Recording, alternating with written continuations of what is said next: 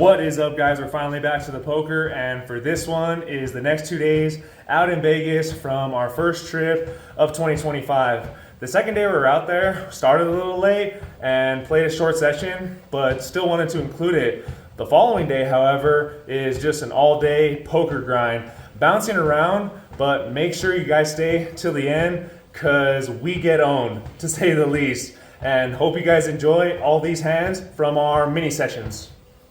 We only played a few hours this night because the table wasn't very good, a few OMCs, and not too much action. The first significant hand we're going to go over, the under the gun straddle, is on for $10, and we open things up in the low jack with pocket queens. The hijack makes the call for $30, folds to the under the gun straddle, and for $20 more, he makes the call as well. So going three ways to a flop, and it comes king high. It's one of those kind of spots where you don't want to c-bet, but you feel like you have to, and that's what we do. We throw out a c-bet and make it $55. The hijack doesn't take too long to make the call. We've played with this player already, and I did a small BS bluff earlier that he snapped off with top pair, so our credibility is not the best right now. Could be calling us light, but we'll have to see.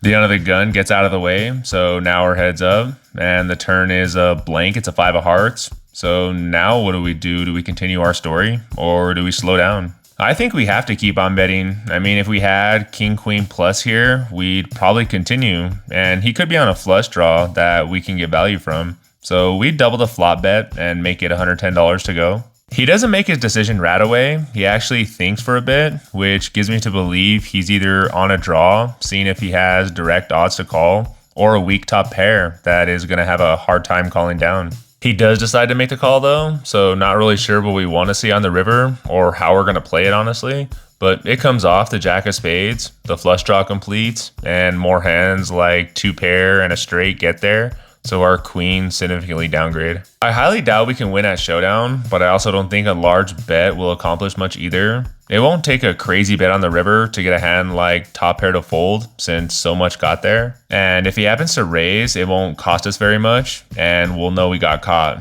So we do fire that third barrel and bet out $275. With this bet, right away he doesn't look happy. He fiddles around with his cards and ends up mucking. And when he mucks, his cards actually flip over and they were king 10 of hearts. I'm a little surprised that he folded, but not really in a way, because he wasn't blocking spades, and his kicker was a little sus. Like I said earlier, our credibility wasn't there, but I'm glad that our triple barrel worked out. This hand we get counterfeited. We're in the big blind with 7-6 offsuit. The cutoff opens to $15. The button calls, small blind gets out of the way, and we close the action, so toss in $10 more, and we flop bottom pair. We obviously check in flow, and surprisingly on an ace-high board, the pre-flop aggressor checks, and so does the button. So a free card for us, and it's a good one. It's a 7 of clubs. I guess we got to do our own betting. So we lead on this card for $30. Probably can go bigger because of the many draws now, but $30 it is. The cutoff folds, but the button calls, so now we're heads up, and the river pairs the 9. It's a 9 of hearts, so kind of the worst card, the worst situation. And out of position as well. I mean, we beat missed draws, that's about it though. So we check, and I guess depending on what size he chooses, we'll have to decide to either call or not. But doesn't come to that, because he checks back. We show saying 3 pair, and he says, you're good. Maybe a smaller pocket pair like 5s, missed draw, but small enough to actually go to showdown. The very next shuffle, we get 2 7s this time. The cutoff opens again. Different player, obviously, but opens to $15. We make the call, looking to set mine. I think in the future, we got to throw in some 3 bets with these middling pairs, because most likely we aren't going to catch a set on the flop. And when we do, our opponents can think we have high cards. And say the flop is all low, we can potentially win a big one. Just something for thought. What do you guys think? The big blind comes along as well, so going 3 ways to a flop. And forget everything I just said about most likely not hitting a set on the flop, because we do hit a set this time. It comes king jack 7 rainbow. We check in flow, as does the big blind. The cutoff does throw out a c-bet and makes it small, $20. Wish it was bigger, but don't want to alarm top pair drawing slim. So we just smooth call. The big blind gets out of the way. Now the two of us are off to a turn, and it comes possibly an action killer. It's ace of clubs, a decent card if he was firing with a hand like ace queen, because now he hits a pair. but if he had king queen, which was top pair on the flop, it's now downgraded. We check in flow again, see what he wants to do, because this card is much better for his range than it is ours. And he decides to check back. So hoping for a red small card on the river, but it's black. At least it's not a club though, it's a 6 of spades. We can't let this go check again. There's $105 in the middle, so we fire and throw out more than half pot, 65. He calls pretty much right away. We show, he looks back at his cards and then shows king jack offsuit. Oh my god, a raise on the flop from us would have been insane. Knowing the cards, of course, that's what would have happened. I was very disappointed. We should have gotten more, but that was kind of the table. It was very soft and passive. I mean, why would he slow down when the ace comes off on the turn? A card much better for his range. And he still had a solid hand, 2 pair. I mean, I'm not slowing down on the turn if I was him. I guess he's a much better player than we are because he lost the absolute minimum. Oh, wow. Could have been bigger, man. Saved a lot of money there. That's pretty insane. Good for you. Good for you. What does he show? King Jack. I felt like I lost that. Like, I lost the hand. Like, I seriously felt like I lost the hand even though the chips were coming our way. After that, it hit me that this table was zero action. Even more so confirming in an orbit later when we opened to $15 with aces in the end of the gun. Every single person folds. I look around the room and it was pretty empty, more so than usual. Maybe because it was a Monday night. Hard to say, but we had enough. We just rack up and cash out. In the game for 1500 and out for 1766. So made a few hundred in 2 hours. Not bad. Just got to know when to stop when the table isn't very good. The next day we started a lot earlier, a little before 2 p.m. at the same spot, same stakes. The first hand I want to share is we have ace king offsuit in the big blind. The under the gun 1 opens to $15. It full sus, and honest to God, I was gonna 3-bet, but when reaching for chips and gathering them, it wasn't as smooth. Like, it didn't feel right. It was weird. It just didn't come off as smooth. It's hard to explain, but have you guys ever counted out chips and they stick together, or you mean to count 5 at a time and it comes out as 4, so your counts are off? Maybe it's just me, but yeah, it didn't feel smooth. So we toss in $10 more for a call. Because you guys can even back check me on this one. I don't think I ever not 3-bet ace king. I think in 10, 20, 40 at the Bellagio, I called an open with ace queen offsuit, but that's about it. I don't think I ever not 3-bet ace king. But here we are, off to a flop heads up, and it comes ace queen 5 with 2 diamonds. We hit top. We check in flow, because that's what we do. We check in flow. Might even change the channel name to check in flow guy or something, who knows. Action on the under the gun 1. He throws out a c-bet on an ace high board, shocker. He bets out $15. We make the call easily. The turn pairs the board, it's another queen, not the best card. We do the same thing as a flop, we check in flow. Could maybe lead here, but maybe he'll continue with a pocket pair of some sort. Wishful thinking though, he doesn't, he checks back. The river is a brick, it's a 2 of clubs. We can't have it check through again, so we bet ourselves $65, thinking we should have the winner majority of the time. He actually thinks for a while, and the longer he takes, the more we want to call. He does call, and we show, and he shows the exact same hand. I really meant to 3-bet, but I didn't catch it as smooth. I really did mean to 3-bet. Sometimes the flow on how you get your chips plays a factor, but we chop and move on to this hand. We have pocket 8s in the small blind. The hijack limps, the cutoff raises to $20. We make the call. The big blind gets out of the way. Action now back on the hijack, who says F it and goes all in for $122. The cutoff asks how much. It's $102 more to call. He thinks and goes into the tank for a little while and eventually does make the call. Us having $20 already invested, we call as well. The cutoff has almost $400 behind, so I think we're getting the right price and implied odds to set mine. And the cutoff was a more amateurish player, and I had a feeling that we were going to see or be able to see all 5 cards just by calling pre-flop. So both those played a factor as well. Just a feeling really. The flop is okay for our hand for pocket 8s. It's 9 high, but all spades. We check in flow to the cutoff for the dry side pot, and as predicted, he checks back. The turn is a safe one. It's another 9, the 9 of hearts. We decide to lead on this card. Not sure what that really accomplishes besides for protection against overs. We bet less than a third. Well, I guess to nothing because it's in the side pot and it's dry. We make it $100 to go. He takes his time in things, but ultimately makes the call. All right, no high cards dealer, come on. But nope, it's the worst one. It's the ace of clubs.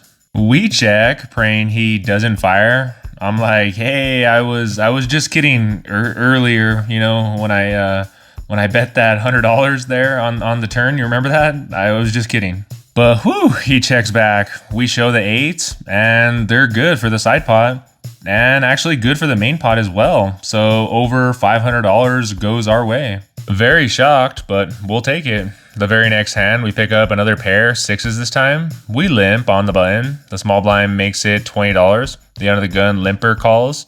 We call, and then go three ways to a flop. The flop is all undercards, surprisingly, 5-4-3 with two spades. Didn't expect that. Didn't expect to have an overpair with sixes, but we do. The small blind checks, the under the gun checks, and we're not gonna like any cards on the turn unless we hit a straight. So gonna put money in the middle now and take control of this hand. So with $65 in the middle, we bet $50. And with not too much thought, both players muck their cards, so we take it down with another pair. This next hand is not so flattering. We look down at 9-7 of hearts in the small blind. The button opens to $20. He was a tighter player, so we just make the call. This whole table was tight, but he was probably the tightest one out of everybody. So that's why we just smooth call. It's just us two to a flop, and it comes king, king, 8, rainbow. We check in flow, and he makes a continuation bet for $20. We have nothing, right? Yes and no, I guess. We have backdoor straight and flush possibilities. And like I said, he was a tight player. So if he doesn't have a king, I think we can get him to fold whatever he's got. But not yet, not on this street. We just call the $20 bet and off to a turn, which our flush backdoor comes in. It's the 2 of hearts. And this is where we mess up. A lead here would be the best play. For one, we can fold out any non-king because we really only have 9 high. And setting our own price if he does have a king. But at the time, I'm thinking, how would most players play a king here? They check, and if he checks, bet river. So that's what happens. We check, and he right away checks back. So, okay, gonna bet river regardless whether we hit or not. And we're gonna have to because we miss is a jack of spades. We have 9 high. Definitely not gonna win this one without betting. So we throw out $55, more than a half pot size bet. I don't think we have to go too big because I know for a fact he doesn't have a king. So I feel like if he didn't hit a miracle jack on the river, our bet should get through. He takes maybe 5-10 seconds and makes the call. We turn over our cards and show our 9 high very proudly. And surprisingly, he shows ace-8 offsuit. Nice hand, good call by him. Maybe a bigger bet gets the job done. But I'm sure it would have worked if he didn't have a pair. But needless to say, this table wasn't the best to be at. A lot of people were getting up back and forth and just no action altogether. We were 5-handed for a while because of the vacant seats. So I decided to take our profit and just move on. A few hours of play and a couple $100 up, slowly building. I decided to take the tram over to the Bellagio and sit down at their 2-5 game. A lot smaller than the Aria, but let's see if the action is better. The vibe already feels better, not necessarily in the room itself, because it was pretty bare, but at the table I got seated at, there were more people drinking, chatting, so fingers crossed. The first hand here at the Bellagio, we look down at King Jack of Spades in the big blind, the button who is the most talkative player and the main villain in this session. We can just call him Bob. He opens to $15. I don't know how anyone is playing at this table yet, so we just come along. We're heads up to a flop. And it comes 10-10-4 rainbow. We check in flow. Bob c-bets to $15. We call pretty quickly, even though we have nothing, just 2 overs. But I don't think he has a 10, so that's what I'm going with. The turn is a 6 of spades, a card that doesn't improve us. And I don't see a situation where we can improve much or win the hand without putting money in the middle. So now my thought process goes into what would I do if I had a 10?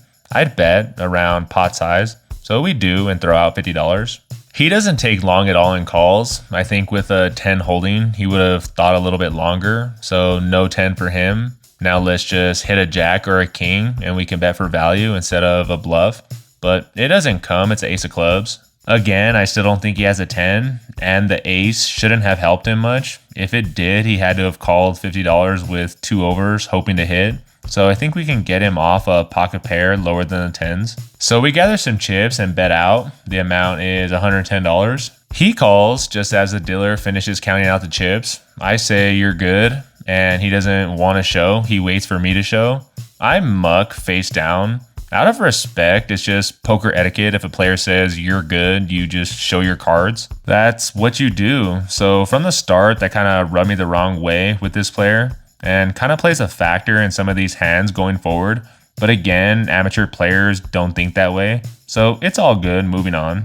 I add on $200 to the stack, topping off. So now in the game for $700 total. This one is against the same player, Bob.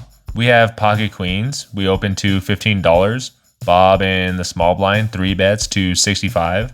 The big blind cold calls at $65, and I don't know what to do here. Do we jam or smooth call? I think that's the only 2 options, honestly, because the cold call was probably even scarier than the 3 bet, because haven't really seen this guy to our right play much. It's a toss-up, I think, but we just smooth call and go 3 ways to a flop, and it's 9-7-5 with 2 diamonds. The 3-better Bob in the small blind checks, as does the big blind. Action now on us. And this is the problem with playing short stack, only 100 big blind games. If we bet here and make it $90 or $100, not even a pot size bet, and get jammed on for 300, say, what do we do with our overpair? It's kind of too small of a raise to fold, but are we ever good if that happens? If we were deeper, I bet, but the stack size, we just check in this situation. The turn comes, another undercard, it's a 10 of hearts. Bob checks again, which can count out him from beating us. The big blind, however, leads for $100. And like I said, he hasn't played much at all. So for him to put money in the middle, we're just beat, I think. So we end up folding. I don't capture it on video because we were out of the hand. I usually just hit stop if we're not involved. But Bob calls $100. The river is a brick. The action goes check, check. And Bob wins with aces. Like, really, aces? So even if we bet the flop, he's calling and we lose even more money. This next one is similar. We have pocket 10s in the small blind. Bob on the button opens to $25. I'm like, why so much? And I learned after a while playing with him, he liked to talk. And the more he talked, he definitely liked his cards. And at this moment, he was chatting it up. So I knew I was set mining, trying to win a big one. So we call and go heads up to an ace high flop. We check to him and he c-bets $25. We call out of frustration, just that we can't beat this guy. And we're to his left as well, which was even more frustrating. The turn comes, the 9 of clubs. So front door flush comes in. We have the 10 of clubs just in case. We check to him again and he checks back right away. The river is another ace, so less likely he has one. Also less likely that we have one. We check, just trying to get to showdown. He checks back, and I'm thinking we might have won. But nope, he has pocket kings. We cannot win a pot against this guy. He's caught so many pairs. Kings twice, aces in a span of like an hour, if that. I add on another $200 topping off. We have to turn this around somehow. The action is at least better than earlier. We're just running into it.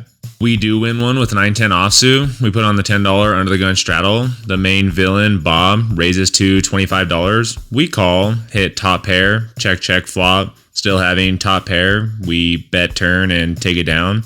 At least some chips are coming our way. I think things are looking up because we actually hit top 2 in this one. We're in the big blind with king 10 offsuit. The under the gun opens to $15. The next act calls. Bob calls on the button. The small blind calls.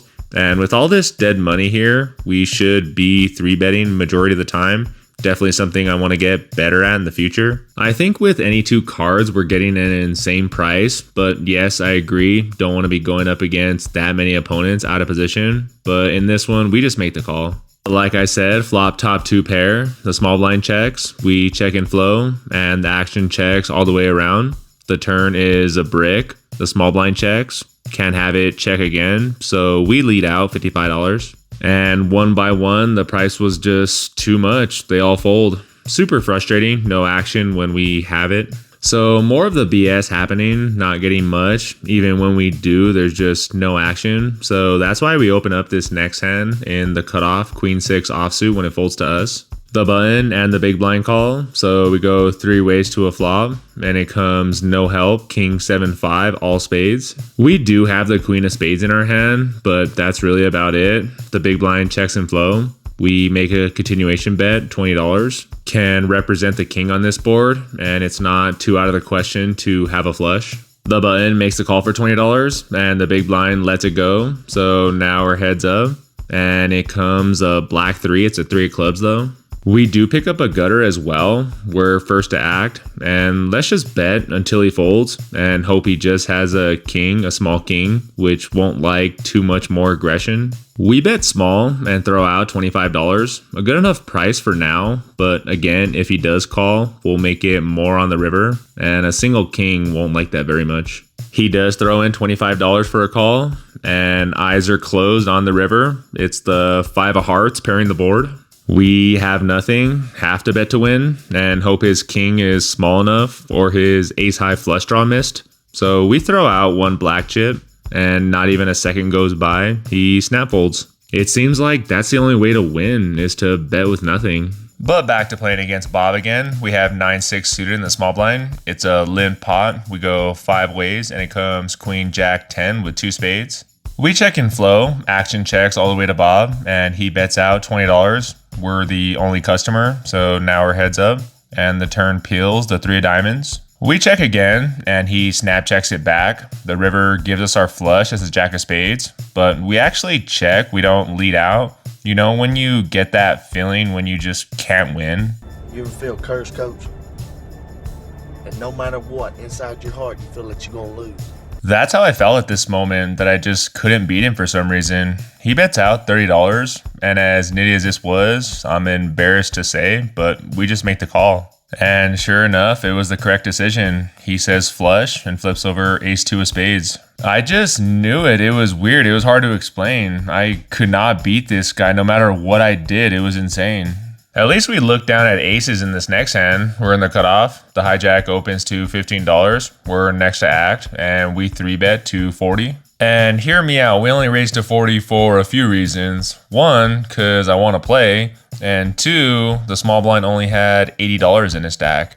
So if he happened to jam, our villain Bob could call, and the hijack may do the same, and then we can repop it.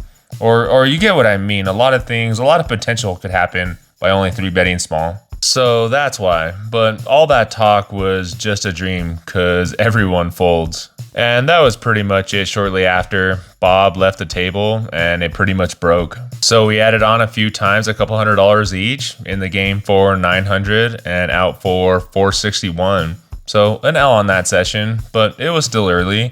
We take the tram again back to the Aria to see if the night crowd was better than the afternoon crowd. We get there and get seated at the same table, ironically, but only stayed 2 orbits. It was just way too slow, wasn't about to stay for that BS again. So we move tables and get involved only 4 hands in. We look down at pocket 7s in the big blind. The under the gun, an Asian lady, had to be minimum 65 years of age. To my left, min clicks it to $10. Action falls to the cutoff, and he min clicks it back to $20. He was a younger guy, same age as me, and I'm like, am I at the wrong table? Is this a limit game? Did I sign up wrong? But no, it was 2-5, no limit hold'em. The button and small blind fold. We make the call, expecting the old lady to just call as well. But no, she min clicks it again. What the fuck, seriously? In my head, I look over to the cutoff and I'm like, bro, if you min click it again, I'm leaving right now. I know I've said many times in my vlogs before, I don't fold to min clicks, but this might be the time I do it if he min clicks it again. So hoping the cutoff doesn't raise, and luckily he doesn't and just calls $20 more. And we've come this far, we can't fold now. So we call, putting the old lady on aces or kings. And maybe the cutoff 2, I don't know, 2 min clicks is just weird. Well, actually 2 min clicks by the old lady and 1 from the cutoff, so technically 3 min clicks. I know it's not the most exciting thing, but it's never happened before. I've never seen it happen before, especially at a 2-5 no limit game. But back to the hand. So we're 3 ways to a flop and looking for 1 card and 1 card only. And hell yeah, it comes top set for us, 7-6-2 with 2 diamonds. We check in flow, expecting the old lady to bet her overpair, and we can just call her all in because she only had $200 left in her stack. But no, she actually checks. All right, fine, now it's a cutoff's turn. I mean, he min-clicked it too, so maybe he'll bet. But nope, he checks it as well. I can't make this shit up. This hand is just getting more and more strange. But free turn card, I guess. Luckily, it's a small non-diamond. It's a 3 of hearts. We're first to act and not checking again. We bet out $60. The old lady lets it go, and I didn't see this in real time, but you can kind of see paint in the dealer's hand. So it wasn't aces, maybe kings. I don't know. I still think that hand jams flop for $200. But if it wasn't that, then what do you guys think she had, min-clicking twice? Action on the cutoff now, and he thinks for a little bit and makes a call. So heads up, and the river is clean. It's a black 10. There's $242 in the middle, and I think the only move is to bet big. He's not calling any size with a missed draw, so hoping he looks us up with his overpair. I don't know, or maybe he has another set, like set over set situation. Extremely unlikely the way the hand is played out, but still wishful thinking. We bet out 3 black chips. He doesn't snap fold, which is a good sign. He tanks actually for about 20 seconds, but does end up making the fold. Again, not the most exciting hand in the world, but probably one of the weirdest hands I've ever been a part of. A double, triple min click at a 2-5 no limit game. This one is a little more normal. We look down at 10-9 of diamonds on the button. A pretty hand. The hijack opens to $20. The cutoff calls, and we call as well. So we're 3 ways to a flop, and we flop top pair with a lot of potential. The original razor checks. The cutoff bets out $25. Not much really to do besides call. A raise on this board is not really representing much besides sets. So we call. The hijack folds. So now we're heads up. And it's even better than the flop. It's a 7 of diamonds, giving us the world, top pair, straight, and flush draw. He slows down this time and checks, and no way we're checking this one back. We have so much here, so we decide to bet out $75. The cutoff makes a call pretty quickly. The river is an absolute brick. He checks on over to us again. And can we go for thin value here? Can we really get called by worse?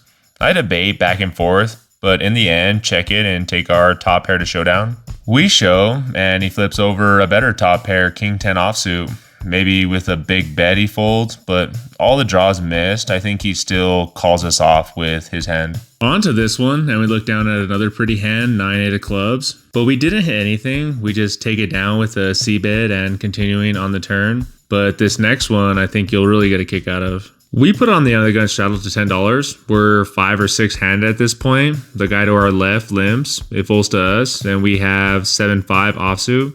We just check our option and go heads up to a flop, and it's really favorable. It's 9-7-5 with 2 diamonds. We hit bottom 2 pair, a good hand, but we're still out of position, so we check in flow, and right away he checks back. The turn is not the best. It's 8 of hearts. So now any 6 makes a straight. Hard to say if he has any 6s in his range because he limped, but we're more likely to have a 6 than he would. And we have 2 pair, a good hand. So we lead on this card for $10. He doesn't seem to agree with that number because he bumps it up to 50.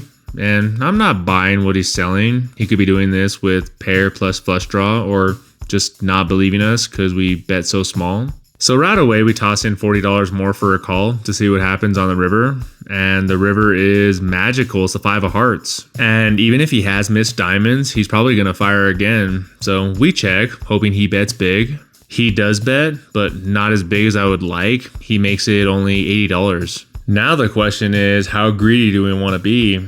I think anything over $300 is just too much. So we make it a sizing that any flush or even a straight can call. And we go with 260. As soon as I throw out the chips, he doesn't like it.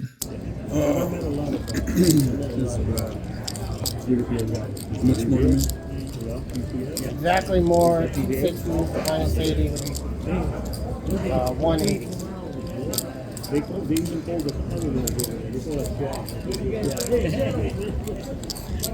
You can take a break for like 2 hours, go back to the room. Take a puff, come back, and then manager was like, you got right? You just left 2 hours ago, you're back. Nice hand. Gonna be insane. And this was mind-blowing. He folds face up. Wow! How do you fold that hand? Ace 10 of hearts, the nut flush. He folded the nut flush. I cannot believe this right now. I win the hand, but I get absolutely owned.